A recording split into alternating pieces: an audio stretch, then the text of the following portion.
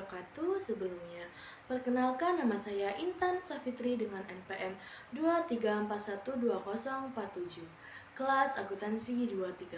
Di sini saya akan menjelaskan suatu materi tentang akuntansi perusahaan dagang, sistem periodik, dan preptual.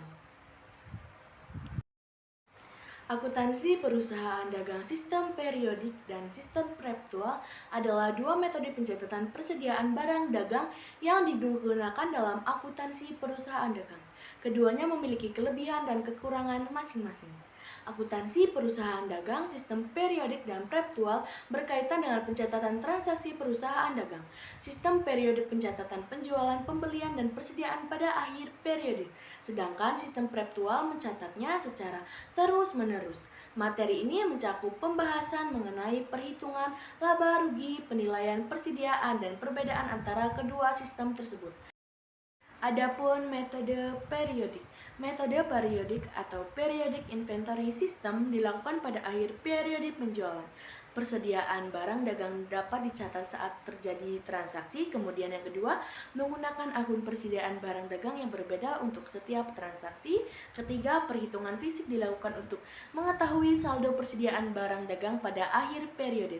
Keempat, banyak digunakan pada perusahaan dagang dengan volume barang yang tinggi dan frekuensi penjualan yang tinggi, misalnya perusahaan yang menjual produk makanan.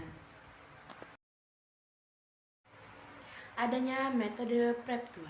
Metode preptual atau disebut dengan preptual system mencatat transaksi penjualan pada saat transaksi tersebut terjadi. Seperti dapat dicatat dengan pendebit akun persediaan barang dagangan sebesar harga beli, mudah untuk mengecek persediaan barang dagang dikarenakan setiap terjadinya transaksi biasanya juga digunakan pada penjualan barang mewah dan memiliki nilai jual yang tinggi, misalnya mobil. Kemudian bagaimana cara mencatat persediaan barang dagang pada sistem periodik kali ini? Pencatatan persediaan barang dagang dilakukan pada akhir periode penjualan dengan melakukan perhitungan fisik.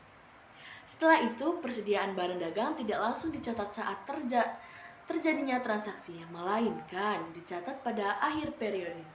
Kedua, pada sistem periodik digunakan akun persediaan barang dagang yang berbeda untuk setiap transaksinya. Yang ketiga, yaitu perhitungan fisik dilakukan untuk mengetahui saldo persediaan barang dagang pada akhir periode. Jadi, untuk mencatat persediaan barang dagang pada sistem periodik kali ini, perusahaan perlu melakukan perhitungan fisik pada akhir periode penjualan dan mencatat jumlah persediaan barang dagang pada akhir periode tersebut. Bagaimana sih cara mencatat persediaan barang dagang pada sistem preptual ini? Pada sistem preptual, persediaan barang dagang dicatat secara terus-menerus setiap kali terjadi transaksi pembelian maupun penjualan.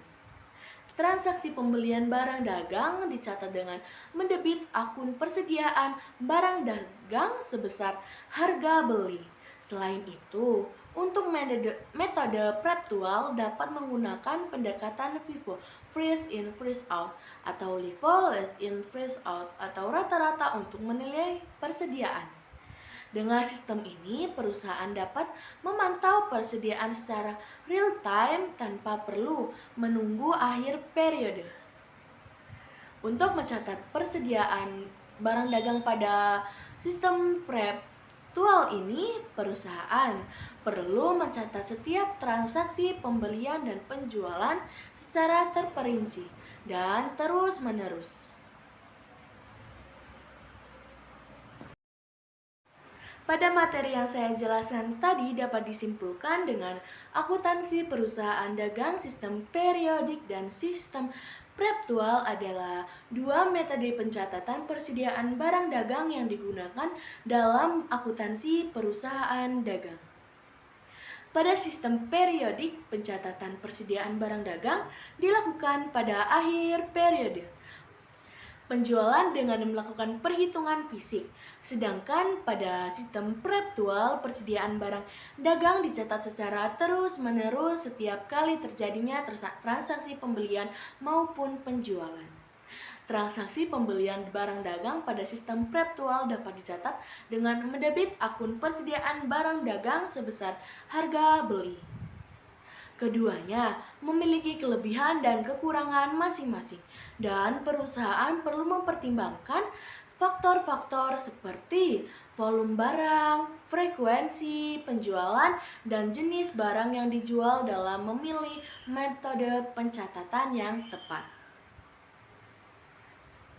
Jadi itu saja yang dapat saya jelaskan pada video kali ini. Kurang lebihnya saya memohon maaf. Saya ucapkan terima kasih. Wassalamualaikum warahmatullahi wabarakatuh.